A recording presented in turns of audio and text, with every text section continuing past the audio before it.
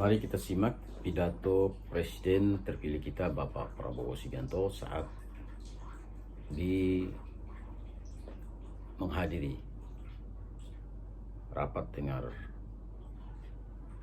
di DPR RI Komisi 1 dengan Komisi 1 ya. Bismillahirrahmanirrahim. Assalamualaikum warahmatullahi wabarakatuh. Selamat siang, salam sejahtera bagi kita sekalian. Shalom, Om Swastiastu, Nama Budaya, salam kebajikan, Rahayu. Yang saya hormati dan saya banggakan Ketua Komisi 1 DPR RI Ibu Mutia Fiada Hafid,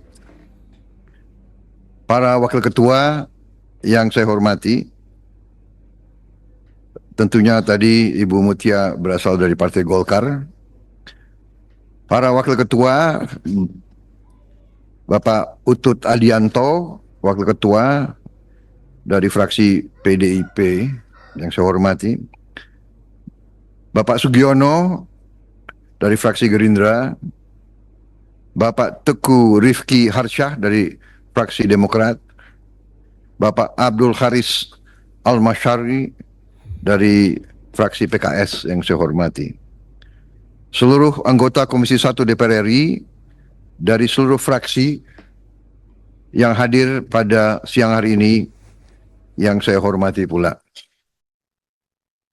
Yang terhormat Menteri Hukum dan HAM Saudara Supratma Andi Aktas, Wakil Menteri Luar Negeri Saudara Pahala Nugraha Mansuri, Wakil Menhan dan Jenderal TNI Purnawirawan Muhammad Herindra yang saya hormati dan saya banggakan.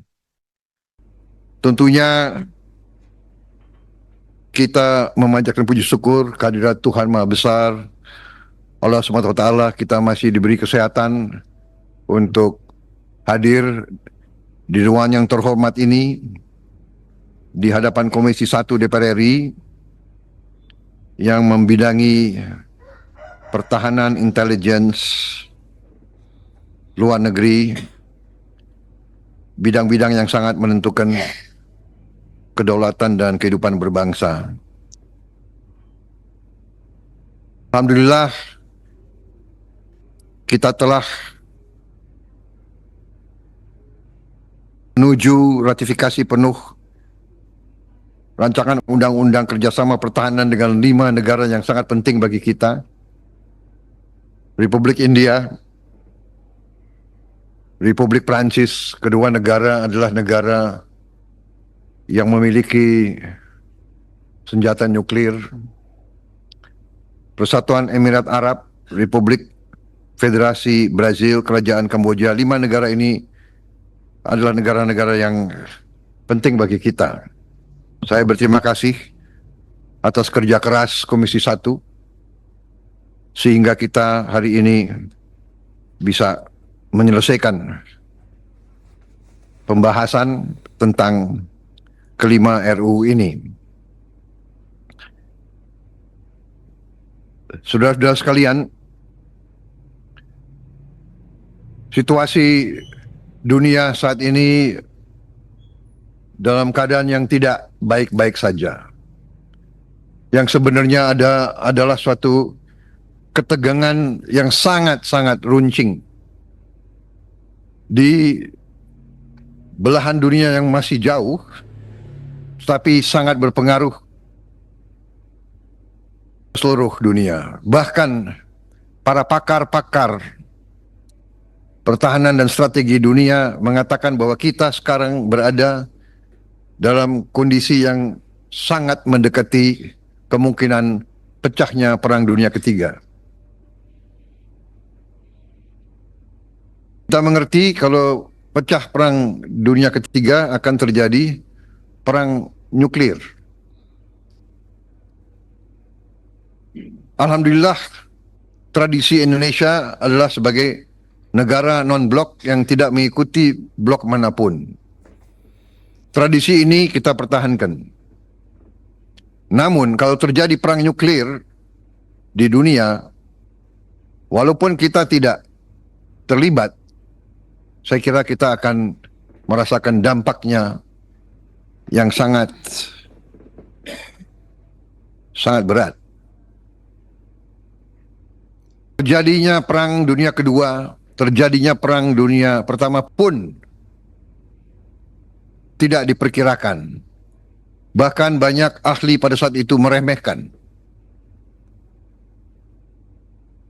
Tapi sejarah menunjukkan bahwa kalau ada 2 atau 3 kekuatan yang ingin memaksakan kehendaknya, perang itu meletus. Kita melihat sekarang di Palestina juga mendekati suatu perang yang sangat dahsyat. Karena itulah saya sebagai Menteri Pertahanan mengucapkan terima kasih kepada Komisi 1. Saya merasa didukung sepenuhnya oleh Komisi 1. Saya terus-menerus bertahun-tahun saya peringatkan seluruh bangsa bahwa Indonesia harus kuat untuk menjaga diri kita. Karena kita memiliki kekayaan alam yang sangat luar biasa. Walaupun kebocoran masih terus berjalan dengan sangat besar, tapi masih kekayaan kita. Dan kekayaan ini menjadi inceran bangsa-bangsa lain. Karena itu saya sangat menghargai Komisi 1 yang berasal dari berbeda-beda, fraksi yang berbeda-beda, tetapi menempatkan kepentingan bangsa dan rakyat selalu di atas. Kita berbeda latar belakang, kita berbeda partai politik, tapi kita tidak boleh lupa bahwa kita semuanya adalah anak-anak Indonesia. Kita sebagai pemimpin punya tanggung jawab kepada rakyat Indonesia. Karena itu, pada kesempatan ini, sekali lagi, saya juga mengakui bahwa kehendak kita, cita-cita kita untuk memiliki pertahanan yang sangat kuat masih belum tercapai. Karena kita mendahulukan kesejahteraan rakyat.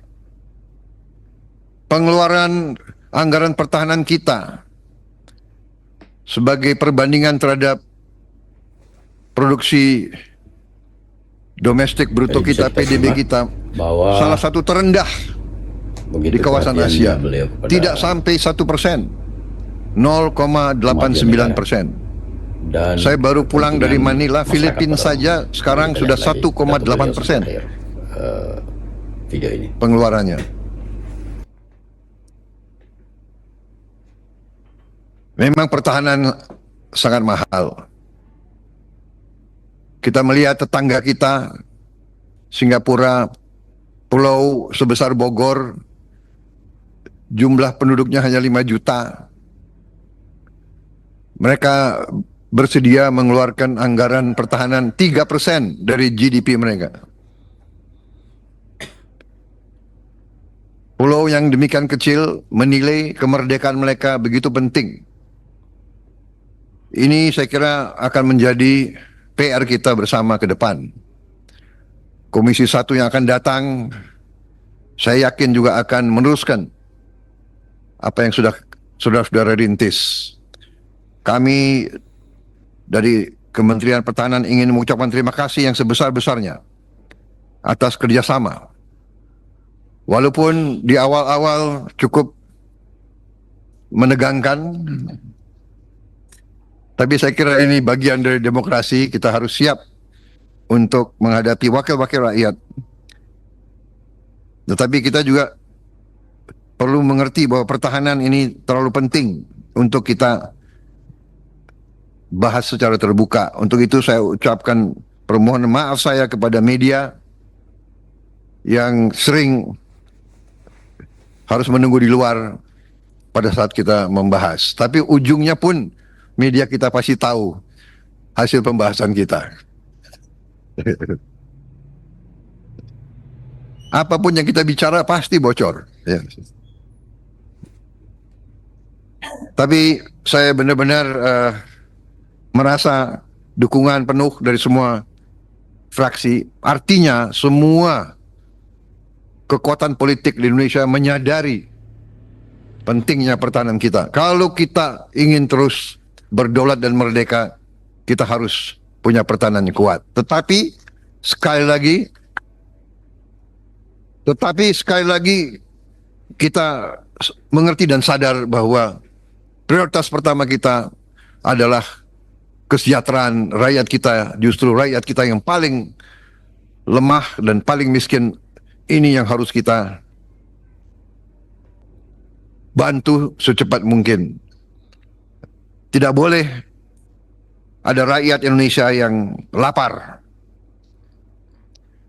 Tidak boleh ada anak-anak Indonesia, pemuda-pemudi Indonesia yang hidup dalam kesulitan. Ini kewajiban kita semua. Karena itu pertahanan kita adalah pertahanan seluruh rakyat Indonesia. Pertahanan keamanan rakyat semesta.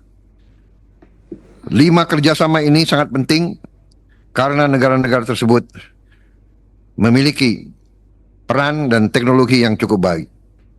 Khusus untuk Kamboja sebagai anggota dari ASEAN adalah juga kepentingan kita untuk memelihara dan mendukung kawan-kawan kita di ASEAN supaya mereka juga kuat dan mandiri. Saya kira itu yang ingin saya sampaikan. Saya juga mohon maaf apabila dalam pekerjaan saya selama 5 tahun sebagai Menteri Pertahanan ada sesuatu yang mengecewakan saudara-saudara sekalian. Tetapi saya ingin saudara-saudara yakin bahwa niat saya semata-mata adalah untuk menjaga kepentingan dan kedaulatan bangsa Indonesia.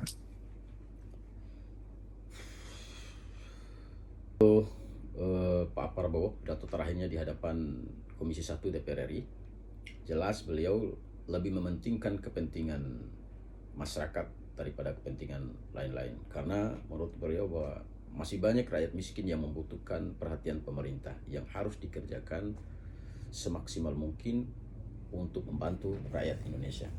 Kalau kita pikir bahwa kebutuhan alutsista juga sangat bagus, karena tanpa kekuatan yang besar untuk bangsa dan negara kita juga bisa berbahaya. Contoh yang terjadi saat ini, terjadi perang di mana-mana, ya Israel dengan Palestina, Hizbullah, dan Rusia dengan Ukraina, itu yang membuat kita harus juga memiliki pertahanan yang kuat untuk negara ini. Jadi mudah-mudahan ke depan negara kita tetap menjadi negara besar, negara yang hebat, negara yang kuat, hingga negara kita masih disegani oleh negara-negara lain. Selamat untuk Pak Prabowo, mudah-mudahan Bapak tetap sehat dan menjadi pemimpin yang amanah dan berguna untuk seluruh rakyat Indonesia.